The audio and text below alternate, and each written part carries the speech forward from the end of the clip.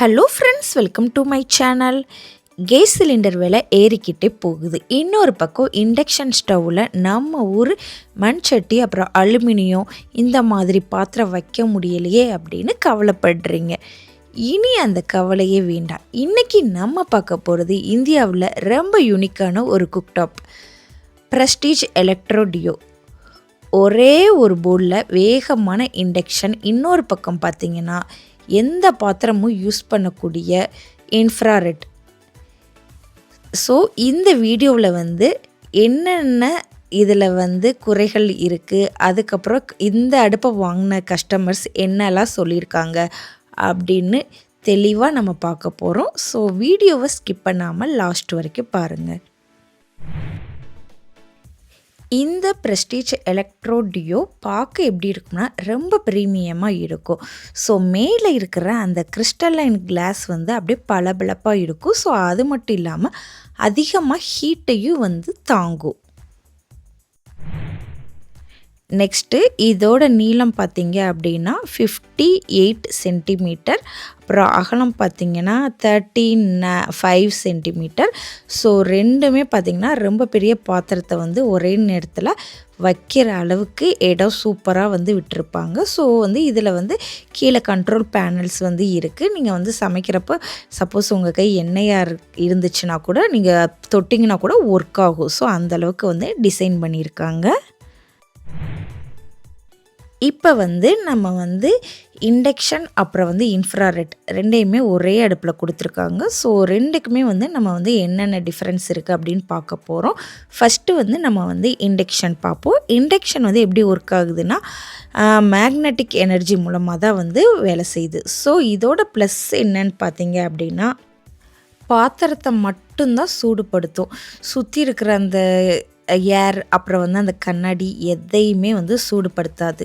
So இதனால் 90% energy எஃபிஷியன்சியாக கிடைக்கிது. அதாவது நீங்கள் கொடுக்குற கரண்ட்டு முழுசாக வீணாகாமல் ஃபுல்லாமே சமையலுக்கு தான் பயன்படுத்துது. ஆனால் இதில் இண்டக்ஷன் பேஸ் இருக்கிற பாத்திரத்தை மட்டும்தான் நம்மளால் யூஸ் பண்ண முடியும், அதாவது வைக்க முடியும். ஓகேவா? நெக்ஸ்ட்டு நம்ம பார்க்க போகிறது இன்ஃப்ராரெட். அந்த ரெட் கலராக எரியுது பார்த்தீங்களா, அதுதான் இன்ஃப்ராரெட். நீங்கள் அடுப்பு வாங்கி ஆன் பண்ணி பார்க்குறப்போ ஒன் சைடு நார்மலாக இருக்கும், இன்னொரு சைடு பார்த்திங்கன்னா அப்படியே ரெட் கலராக அப்படியே எரியாது. அந்த எஃபெக்ட் இருக்கும். அதுக்காக நீங்கள் டச்செல்லாம் பண்ணிடாதீங்க, கை சுட்டுரும். சரி, இது எப்படி ஒர்க் ஆகுதுன்னு நம்ம பார்க்க போகிறோம். ஸோ இதுதான் நம்மளுக்கு இந்த இன்ஃப்ராரெட் அடுப்பு ரொம்ப பெரிய ஒரு வரப்பிரசாதம். ஏன்னு சொல்கிறேன்னு கேளுங்க. பொதுவாக நம்ம வீட்டில் எப்படி இருக்கோ எல்லா பாத்திரமுமே ஒன்று எவர் சில்வர் இருக்கும், இன்னொன்று பார்த்திங்க அப்படின்னா மோஸ்ட்லி அலுமினிய பாத்திரம் தான் இருக்கும். ஆனால் இண்டக்ஷன் அடுப்பை வாங்குறவங்களால் மோஸ்ட்லி இந்த மாதிரி பாத்திரத்தை வைக்கவே முடியாது. இப்போ இந்த ரெண்டு அடுப்புமே ஒரே இடத்துல இருக்குது.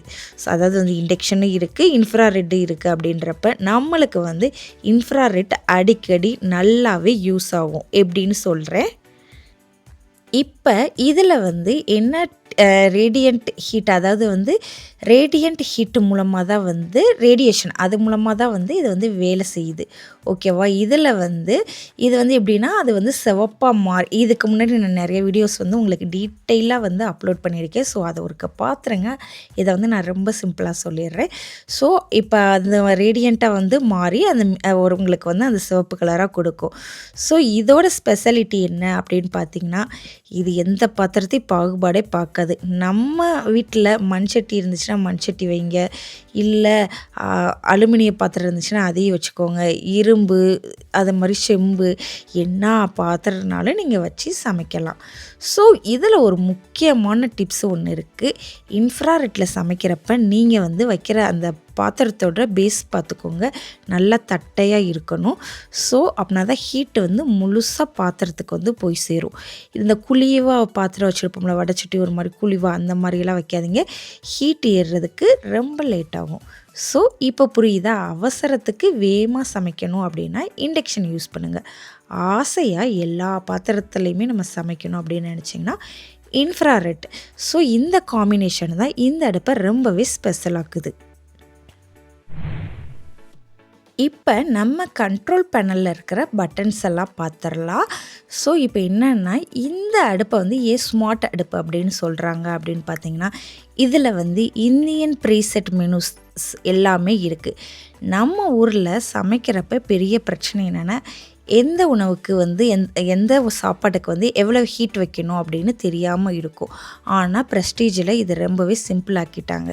இப்ப தோசை, சப்பாத்தி அந்த ஆப்ஷன் இருக்குன்னு வச்சுக்கோங்களேன். இந்த பட்டனை நீங்க அமுக்குனீங்கன்னா, தோசை கல்லுக்கு எவ்வளவு தேவையான ஒரு சரியான மிதமான சூட்டை வந்து செட் பண்ணிக்கும். அதுவே ஆட்டோமேட்டிக்கா. ஸோ, இதனால தோசை வந்து உங்களுக்கு கருகாம வரும். அதே சமயம் உங்களுக்கு வந்து நல்லா குக் ஆகும். வேகாம இருக்கவே இருக்காது.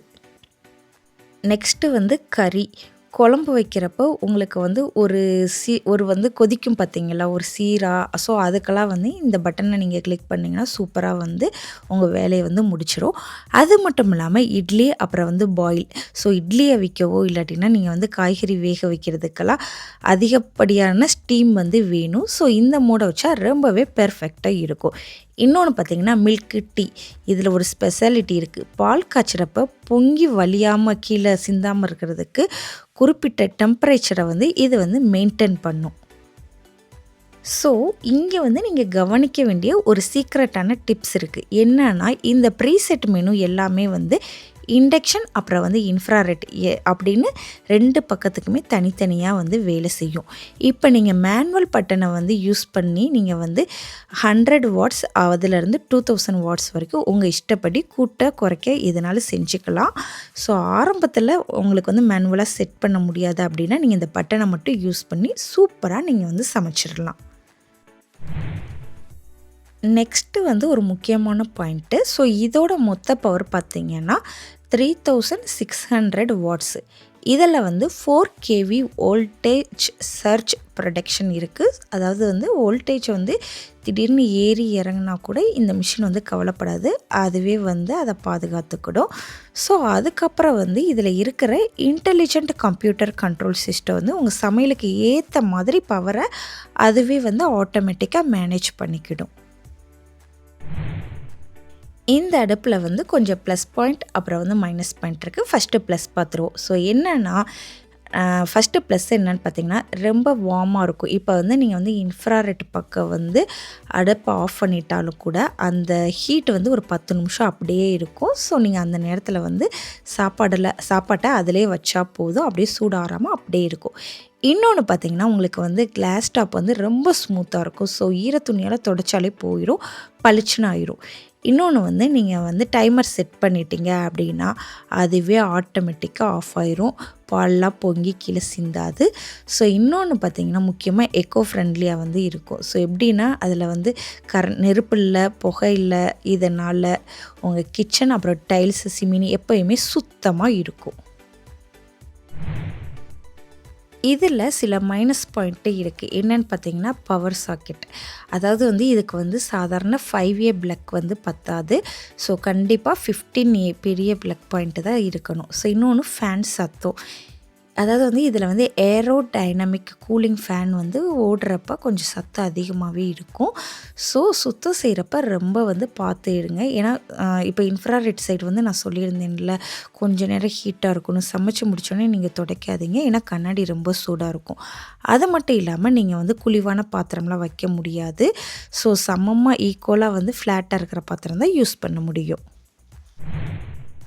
அப்புறம் ப்ரெஸ்டீஜ் எலக்ட்ரோ டியோ இதோட ப்ரைஸ் என்ன அப்படின்னு பார்த்தீங்கன்னா 10,995 ரூபா. ஆனால் நீங்கள் ஆன்லைனில் அமேசான் அப்புறம் ஃப்ளிப்கார்ட் இந்த மாதிரி வாங்கினீங்க அப்படின்னா 870லேருந்து 920 வரைக்கும் 200 வரைக்கும் உங்களுக்கு வந்து கிடைக்கும். சரி, இவ்வளோ வசதி இருக்கே, இதை வாங்கினா மற்றவங்க என்ன சொல்கிறாங்க அப்படின்னு டீட்டெயிலையும் நம்ம தெரிஞ்சுக்கலாம். ஸோ, அதனால் நான் ஆன்லைனில் போய் கஸ்டமர் ரிவ்யூஸ் எல்லாத்தையும் செக் பண்ணேன். அப்போ எனக்கு வந்து சில முக்கியமான விஷயம் எல்லாம் தெரிஞ்சிச்சு. ஸோ, ஃபஸ்ட்டு நம்ம வந்து என்ன பார்க்க போகிறோம்னா பாசிட்டிவ் ஃபீட்பேக் என்னென்னு பார்த்துருவோம். ஸோ, நிறையா பேர் வந்து இதோட டூயல் ஃபங்க்ஷன் வசதி வந்து ரொம்ப பாராட்டுறாங்க. கேஸ் சிலிண்டருக்கு பதிலாக ஒரு பெஸ்ட்டு அல்டர்னேட்டிவ்னு சொல்கிறாங்க. முக்கியமாக அந்த 1 டச் இண்டியன் மெனு பட்டன்ஸ் வந்து எல்லாருக்கும் ரொம்ப பிடிச்சிருக்கு.